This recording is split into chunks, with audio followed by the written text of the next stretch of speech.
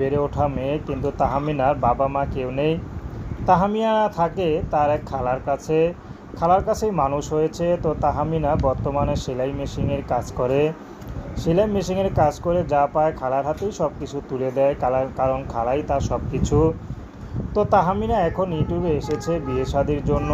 তাহমিনা যেমন গ্রামের এক সহজ সরল ভাঙা টিনের ঘরে থাকে, তাহমিনা চাচ্ছে গরিব কোনো পুরুষ হোক, যদি তার দায়িত্ব নিতে পারে, সারা জীবন তার পাশে থাকতে পারে। তাহমিনা তার সাথেই বিয়ে করতে চায়। তাহমিনার কোনো টাকা পয়সার প্রতি কোনো লোভ লালসা নেই। তাহমিনা চাচ্ছে ভালো একটা মানুষ, যে তার সুখে দুঃখে পাশে থাকবে।